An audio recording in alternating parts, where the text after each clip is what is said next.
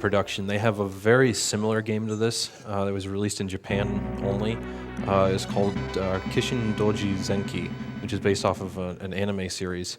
And the artistic style is very similar, and so are the many movement options. It's an interesting thing to try out if you ever get an opportunity. Hello there. Are you going to break things? Yes. All right, all right. There you go.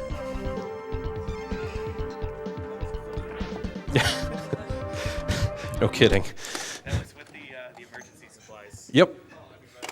Yep. I was not going to get through that stage without that. All right, so we've got PJ joining me. I'm sorry, everybody. One moment, we're going to run a quick ad, so we'll just be right back after this advertisement.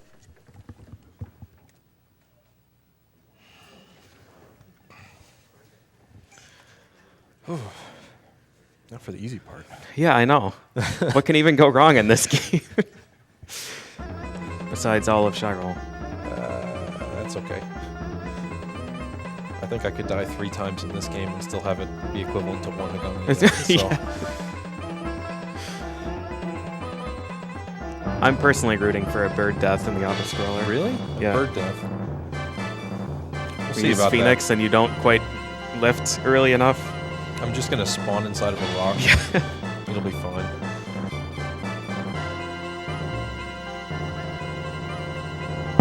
Second.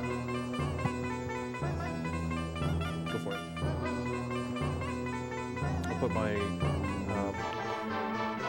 runner's choice stuff going back for me too. Yeah, for the time being.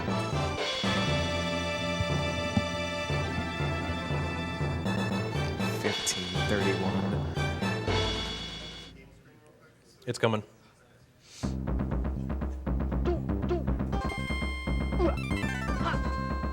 Alright, so this is the last game before Mega Man 8.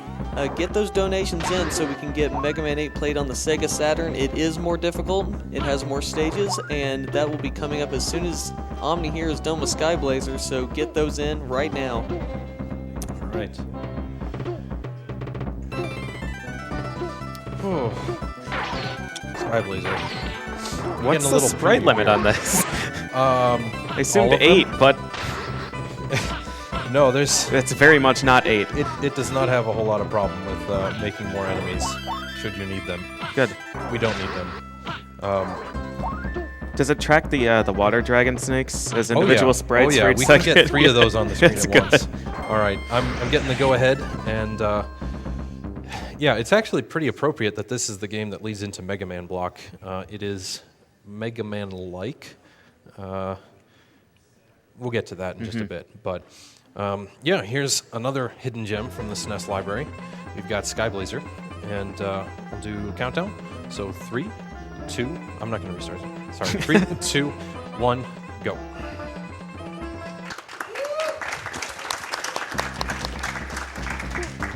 All right, so very first thing, I need to make sure I am as dead as possible heading into the next screen.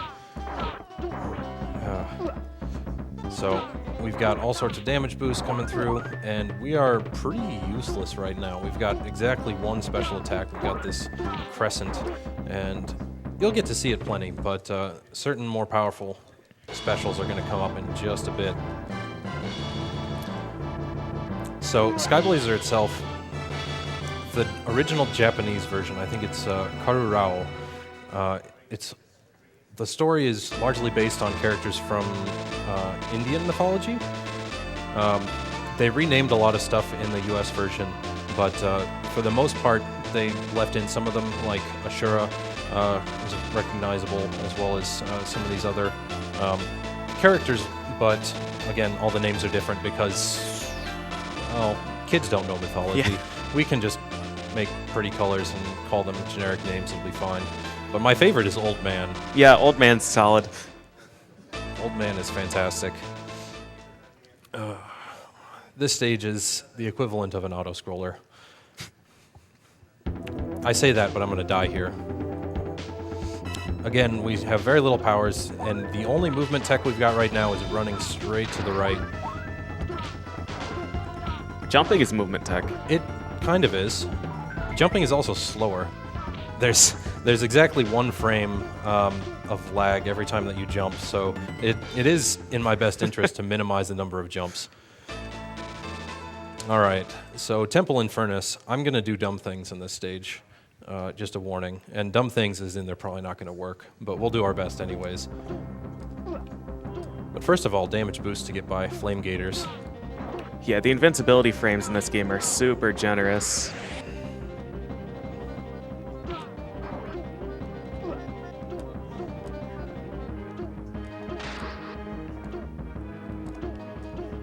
All right, get ready for the dumb.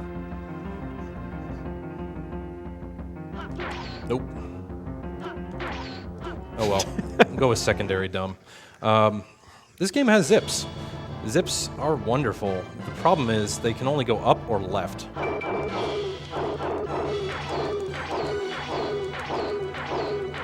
Got it. Very nice. All right. If you let him land for a single frame, he'll just go back into another invincibility cycle, so I'm glad I got that. It's pretty tricky to do with only 6 of the MP, because you use 2 to try and get the zip. I tried to do a special zip at the beginning that is frame perfect series of 3 inputs. I did not get it, but I'll have another chance later, don't worry. Yeah, but now we get Comet, and Comet is going to be used at every opportunity. But it also makes this a lot more complicated in terms of when and where I'm going to need to reserve my magic. It uses 2 bars of magic for every time, so it saves approximately 2 seconds for every comet that I'm able to do, though. So we have some interesting ways to make sure that we always have enough to get through. But first of all, let's talk a little bit more about those zips. You're going to see them a lot more in the next stage. The zips involve a couple different things. First of all, you need to get yourself stuck in the wall. Okay, pretty simple. Easy. Yeah. I've got PJ right next to me for that very reason. After that, you need to jump and attack on consecutive frames, which is frame perfect, but if you don't get it, you just stand there. And you can keep trying until you actually get it. So it's very forgiving, and honestly, it's a ton of fun, even if you're just learning the game or just trying to fool around with it.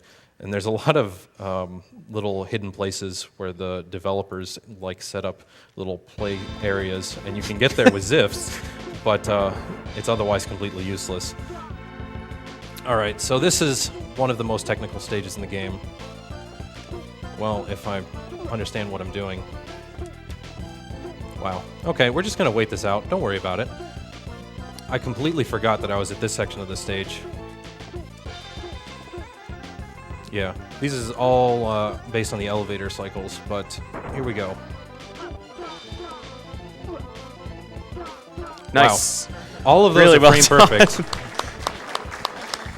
So you said you're not in danger if you miss, but in that one you are, because if you miss bad enough, you get crush killed? Yep.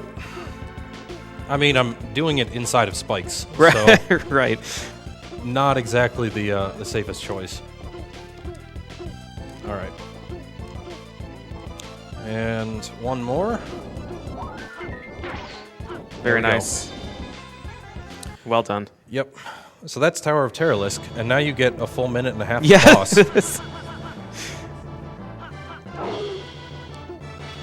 He's mode 7, the boss. But he gets a little bigger every time. Unfortunately, there is nothing you can do to speed up this fight. He takes the same amount of damage from every source.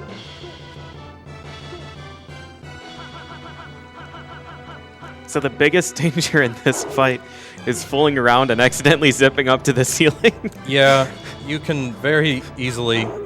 So you can get stuck in the walls and zip. The problem is then you're stuck in the ceiling, and the boss can kind of still hit you. But you really don't want that to happen, because that just means you die until you get to try it all over again. And I mean, cycle-based boss is, of course, the favorite thing to get to retry. One more minor note. One of the things that was discovered more recently than not is that when you kill off most of these bosses and it gives you your new power, it moves you to the center of the screen. Moving you to the center of the screen takes time. And we try to limit that by going always to the center of the screen. The problem is, the center of the screen is ambiguous. You'll see that in a couple other ones. Right so far, we've been stuck in a single room, where a room is 256 by 256 pixels. When we get to some larger boss chambers, you'll get to see some not quite center of room centers. But knowing that is important. You can save up to 2 seconds just from being in the right spot when you kill a boss. But first, minigame. Because This thing is we've impossible only to control. Yeah, we've only gone one stage, so we need another auto-scroller. The momentum in all of these little mini-games is just continually ramping up. So, like, the kind of crazy movement I was doing is pretty much the only way that you can keep this consistent. Setting myself up at the very bottom is important, just so I get knocked down, and it waits until you get to the bottom of the screen to transition. But old man lectures us once more, and we get into the interesting stages. Mystic Force. Okay. Old man is a huge trap, too. Yeah. If you're just mashing through, like the first option that appears when you can actually do anything is story, Yeah. and he will tell you everything that has happened up to this point. We do not want this. Would you like to hear the explanation again? No! No! All right, so here's Comet used to the first real degree, but we also get our first introduction to RNG manipulation. Specifically, we're getting magic drops just from that, and you also start to see me do some really strange things when I enter rooms, and the reason for that is that I'm trying to buffer just the right amount of frames so that we can guarantee I get certain drops. Mainly that I just want more magic drops. Okay. Nice. But we get another crusher to work with. And of course it's an ice physics crusher, so all the more fun. Okay, Nice. got it. Yeah, the game's somewhat generous with crush deaths in this. You'll get to see. There's some really stupid things I could be doing right now. Particularly that it doesn't really know how to handle the platforms when they're moving up and down. So you can crawl up into the crusher pretty easily. The problem is if I do that here, it's just going to straight up kill me. Yeah. So that doesn't get used right now. Otherwise, we could probably cut one more cycle off that crusher. But you'll get to see it again later. Spoilers. And Wallface, he tries really hard. All right. So the Comet does twice as much damage as a normal attack, right? Yes, when you do a normal jump kick, it's going to do 2 damage. The Comet, at least against this boss, does 4. The bosses have these really strangely coded damage values, and it's kind of supposed to work kind of in a weakness order. But for the most part, Comet and the other ones will do 4 damage each, unless it cuts down. I hate this stage. It's really... Is this the bridge? Yeah. Oh, yeah. It's really No. silly what I need to do well here. Those slimes are impossible. Yeah, they are. That little projectile that they shoot up will knock me out of my Comet for no reason. And that's why I need to take this stage as low as possible just to make sure that I keep through. But we're all set up for Lair of Carrion, which is the token water stage. And of course, rather than just being a water stage, they made sure it's a maze too, with switches. So people, if they play this game, they really like it, they get here and they quit. That's been my typical experience trying to get other people to play this game. And it's not terrible, but you really need to know where to go. Otherwise, this can be a huge headache. Right. The other thing is, once you get to the boss, if you don't know what you're doing, it is bad news. The boss is the most impossible. All right, so switches are started. The trick here is knowing that every switch changes every gate. So these little water paths they switch direction depending on whether you hit switches, and any switch will change every single water path. Okay, we're full on magic, and now the boss. There's a strict timing cycle here. Nice. 1,000, 2,000, 3,000, 4,000, 1,000, 2,000, 3,000, 4,000. And Very once good. again, the center of the stage is actually up that way. If I stay in the middle, I will lose 2 seconds. So that's a new thing to know.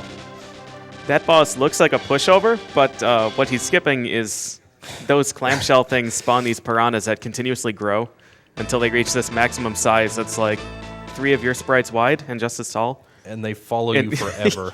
Forever. And it keeps spawning them. It doesn't stop at 4, if I'm remembering right. Yep, no, they keep going. And if you give them any time to spawn those whatsoever, that's bad news. So we just make sure it doesn't. But now we get back to what really matters. We got more zips, and maybe we do. There we go. I'm going to take a mild detour here to do another auto-scroller first. If this goes absolutely correctly, I'll get a full magic drop.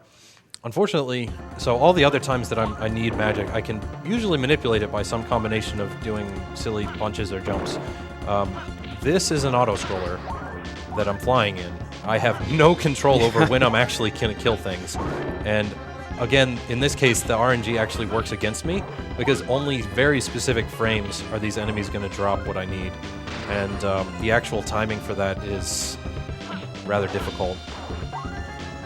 So there's only 13 enemies in the stage, and of those 13, I hope that one of them drops me a nice full magic. Okay, there's only 2 left. It's probably not going to happen. But getting that magic is a very minor time saver. I get to save about 1.5 seconds just from taking a different route in the next stage. Yeah, I didn't get it, so we're just going to take the usual route. It'll all be fine. But as far as flying stuff goes, that's pretty much the last one. They, either by design or bad mistake, set up this stage a certain way.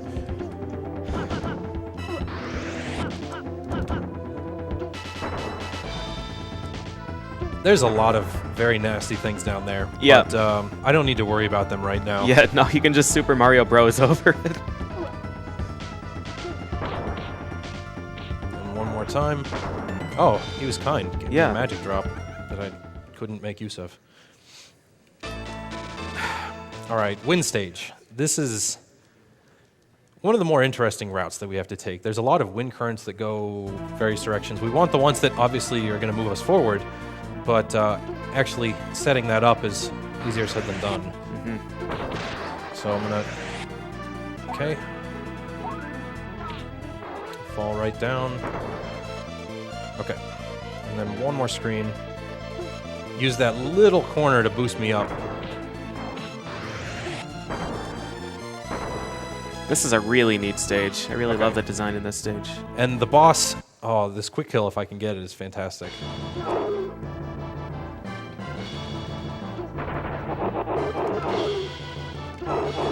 Close enough. Solid. Yeah. For whatever reason, this boss has only half of the invulnerability frames for most of them. So when I use that starburst, there's actually 2 phases to the attack. One is the actual projectile itself, and then it has a small explosion. In this case, the boss gets hit by both. But he also spawns clones of himself, so I hit him both directly with one of the shots, and then it gets hit with the after effect of one of the other shots. So he gets hit 3 times for 4 damage each. This is Caverns of Sheol. Undoubtedly the most technical stage in the game. And if I get it right, we're going to show you some very interesting things.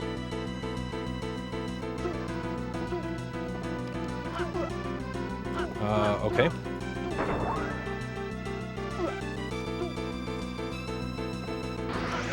Nice. There we go. Unfortunately, this is going to...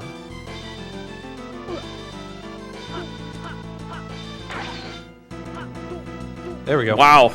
Okay. I'm going to die right here because I need to manipulate a magic spawn, and I don't have the health to do it. So, reset my magic. There we go. And now time for the boss. This boss is all kinds of confusion. Okay, interesting.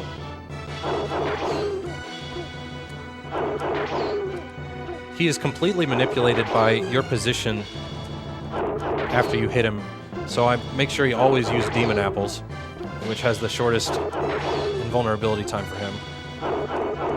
Okay, and there he goes. It's a really tight window to try and get that, so it's if you try that, good luck. Yeah. That took me a long time to practice and really work out. Every pattern that he does is based on your position relative to him, and all the rest of the things are meant to perfectly counter whatever the heck you're doing. So if you're kind of a middle distance, he's going to jump straight at you. If you're far away, he's going to bum rush you. It's not an easy boss, but we get a nice breather stage for a moment. It's meant to be a maze, but for whatever reason, they also gave you a nice shortcut. So that's done with. All right. Great Tower. Great Tower is supposed to be kind of the culmination of everything you've done so far, so it has elements from just about everything.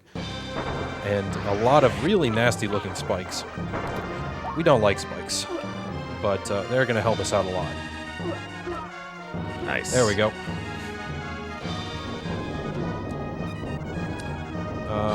I don't like starting that without the right spot, so we're going to try one more time. There we go. Yep. That's the spot I want to be in. I did not actually know you could go back to the previous screen. Yeah, they made mistakes here.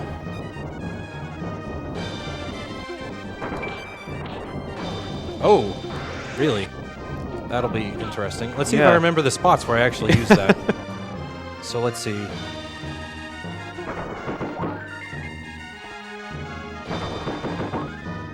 There we go. I skipped the bowling balls. That doesn't usually happen, but we get our magic back from this guy. Thank you, sir. Trying to fight those guys is a big mistake. They do 4 damage to you. Yeah. And if you notice, I have 6 right now. That's not going to end well. All right, more water stage. This is the room where you can get 3 of those water dragon guys on the screen at once, and then some.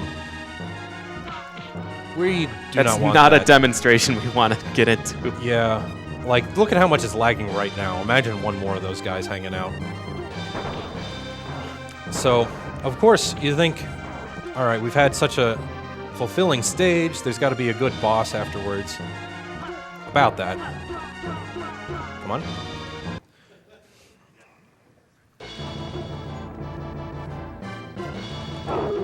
Hello, dragon.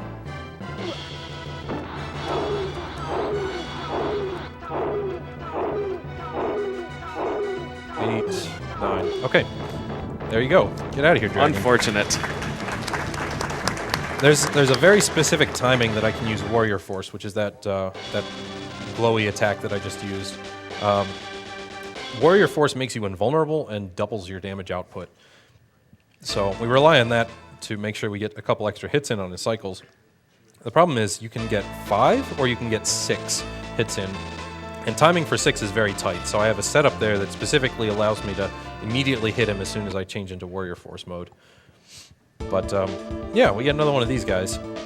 And they decided not to change it up whatsoever from the previous one, which is really unfortunate. I'd like to see some more patterns on this guy. But yeah, free lives for days.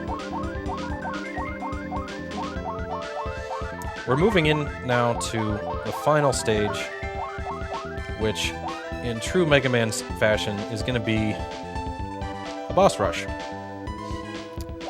But not all the bosses, just the ones they like. And Just the cycle-based bosses. yeah, they'll give me this new power too, the Phoenix power that you just got to see. There's probably no harm in having that, right? All right, but first we got to finish off Old Man Boss. Okay, good. It's such a trap when you get through to these, because usually he has a whole bunch of lines that he's going to just list off. He only has one line when you immediately come into there. So if you're mashing through, you get to hear all of the story. And you just have to pay very close attention to make sure that you're not just lost in thought when you get to that spot.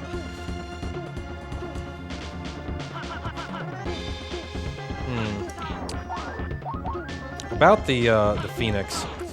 The Phoenix, if you notice, takes 4 magic, which is double what any other spell takes. And it turns me into a bird. being a bird can't be all that bad. But it also happens to do 8 damage and last for a while. So we get to do some interesting things on bosses that previously gave us a bit more trouble. First up, though, we get to revisit the genie. You remember I had to have that specific setup to get the one cycle kill last time.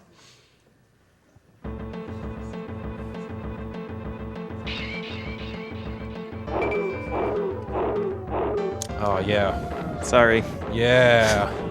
Phoenix stands out there. It can just keep hitting for as long as they're out of invulnerability, and 8 damage each time. So that was 32 damage just in one set.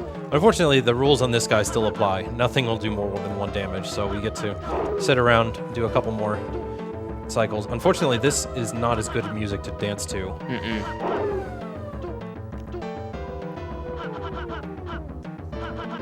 And I'm not gonna zip. You're right. not gonna do it. The zips themselves, I didn't bring this up a whole lot back in Caverns of Sheol, but there's that one setup that I did right before I did the lava skip, and that is a very specific set of movements. And once again, that's you have to punch and then wait 1 frame, and then you jump, and then on the very next frame you need to attack with magic. And that is the only sequence that'll work. And what that does is it gets you 1 pixel stuck in the ground, and then you immediately use the magic, which shoves you left. And very difficult to do. Saves a ton of time in that particular instance, though. So we are, I think we're on track for probably a 26:15, assuming I get the rest of this done right. And once again, I could use Phoenix on this guy, but it's specifically programmed so that Phoenix only does 4 damage to him, which is the same as Comet, so we're going to stick with Comet. Don't worry, we will get to see more Phoenix in just a second.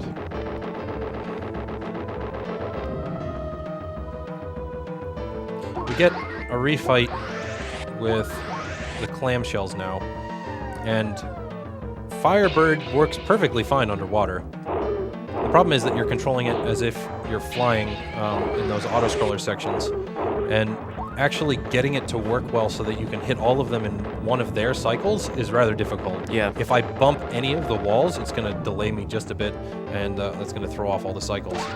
But for our last showing, we've got Dragafint again, who's going to try real hard. Here's the bum rush. But we know exactly what's going to happen here. Yeah. This poor guy. Try that. All right. Moving into final set of bosses. That's actually fairly hard to do, and it's just a matter of I know exactly how to follow him to make sure that nothing bad happens. But that big baddie that we met at the beginning of the game finally shows up. There's a gimmick in this battle that he starts with a shield, and the only thing that can penetrate the shield is Phoenix, which luckily they give us just enough magic to take him out. There he goes. Yep. So there's Ashura. And of course that can't be the real last boss. Next up is Raglan. Completely made up as far as I understand, but Raglan has another thing set up where every damage source, again, only 1 hit point of damage, and he has a heck of a lot more HP. Not only that, he has a wicked counterattack that is nearly undodgeable, and does 2 points of damage every hit. So we're going to do some creative things to make sure that that doesn't happen. All right, here we go.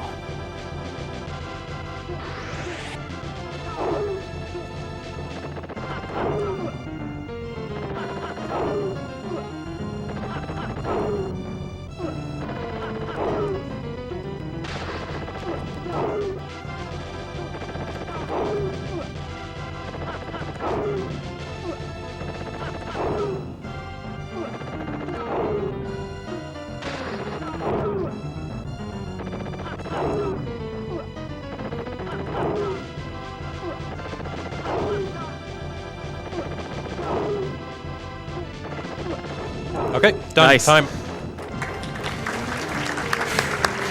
The entire strategy there, I have just enough HP to trade hits with him every time, so long as I'm touching his body. Touching his body does 1 point of damage. Getting hit by any of his counterattack will do 2, or if I get really unlucky and somehow get just flummoxed by his arm, that'll do 4 and instantly kill me. So that's not so good. Yeah. But there you go, Skyblazer. There's a lot of variety here. There's a lot of fun things that I can't even show off in the speedrun. But I definitely give everybody, I'd encourage them to get out and play this game if you get a shot. It's unique just in the way that it works.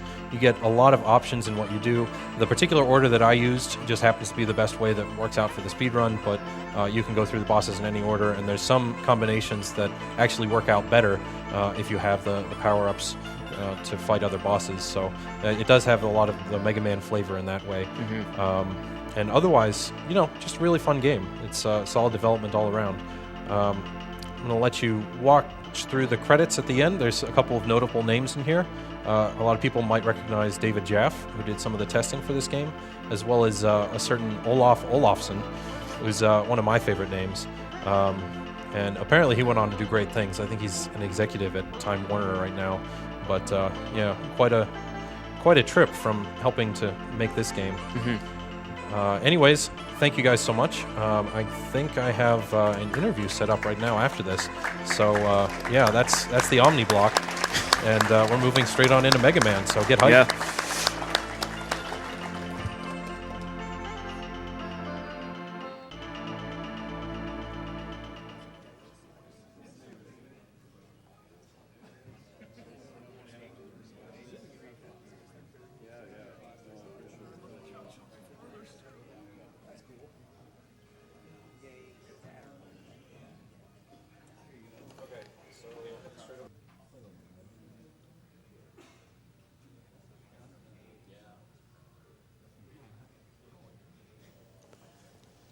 You're watching Summer Games Done Quick 2016, sponsored by Twitch. And right now we're going to turn it over to Golden, who's going to be interviewing Omnigamer, who just ran Hagani and Skyblazer. So take it away, Golden. It is day 2 here at Summer Games Done Quick 2016. I'm joined by Super Smash Bros. Melee's best Kirby player, Omnigamer. Oh, hello, everybody. Welcome. Congrats on the runs, by the way. That was an awesome block. Yeah, I'm glad they really went well. Yeah, I wanted to just bring up some figures for you here and see what you think about it. So you ran both of these games 3 years ago at GDQs. You improved on both of them this time around. So you had in Hagane first, you had a 17, I believe, 13, 17, 13, 17, 31. That sounds about right, and that's still a good time for going through and relying on that. Yeah, and now we've got a 15, 31. How do you feel about that in a marathon? That just means I need to beat my PB.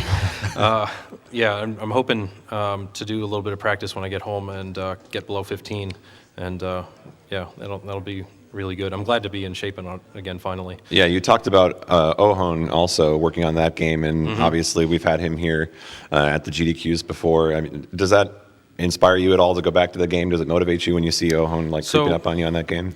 My kind of philosophy with speedrunning in general is I want to see good runs of the games. And if that means that somebody else got an amazing run that I don't think I could do better, I'm fine with letting them have it. I want to see something great.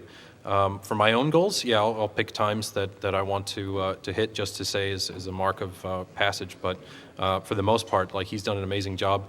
There's still a little bit of improvement that can happen, but really it's pretty much at the top of its game. And then for Skyblazer, too, another game that you played 3 years ago, and then we see a 3-minute improvement this time around. Yeah. Talk a little bit about that run. Oh, man, Skyblazer. I'm really happy that within the last year, there were a bunch of people to pick up Skyblazer. Most notably, there's a runner from France LaHulk, who's a Super Nintendo superstar, he picked up the game as part of your 12-hour challenge, I believe. Okay. And he actually did a lot of work with that and was the first to get a sub-26 run of that game, which is really incredible. And then from there, I mean, we had new tech, and it's just, I know this could go lower. So I went back and I got a new time, 25:48 is the top time with that currently. And I mean, 26, 27 or something Yeah, like 26, that? 27, I think. Yeah, that's so. still an amazing time. That's among the best runs that have been done. Not a lot of people get a chance to play in a GDQ, let alone play the games they've already played in the GDQ. Does it feel kind of like a resolution here to go back to a game that you played before and then improve on it? Well, I mean, there's a lot of things different now than then. I mean, our viewership is so much more expanded. It's a very different thing to be broadcasting to. I don't know how many people were here this morning. I probably lost half of our viewership. But I mean, before, like, just it was only the people who already knew about speedrunning and getting them into it. But for Skyblazer in particular, I'm really glad to kind of had the salty run back. Yeah. Had a couple things I was dissatisfied with in my run a while back. Yeah, safe to say that there's no more salt to be had, so I think it went pretty well. I'm pleased. You also have had the chance to run, just recently, you ran Suikoden 2 at RPG Limit Break. Talk a little bit about the difference between running a game there versus running a game here. Well, I mean, the actual running is fairly well the same, but I mean, it's an entirely different setup when you've got people focused on RPGs. And RPGs themselves have a very different process of setting them up, getting good at them, and partially there's also that endurance factor. I mean, I just did 2 approximately 20-minute games. My Suikoden run is just a little over 6 hours, so that's quite a bit of difference in planning as well as just making sure you're up to snuff. Yeah, and you also, I mean, you have just like a library of games that you play. I know you've run Nier in the past. You've run things like Kendo Rage. Do you have a favorite speedrun, or is it too hard to call? You know, I like the runs for most of the games that I do runs of. Skyblazer was my first speed game, and I still have a blast with that anytime. Nier was also a lot of fun. I'd say they each stand on their own. Just a matter of some have different properties to them. It's whatever flavor you're feeling on any given day. Yeah. Pretty much. I want to talk a little bit about, you have a book in the works that you're actually kind of documenting speedrunning. Just very briefly, if you want to tell us a little bit about what that's been like for you. Sure.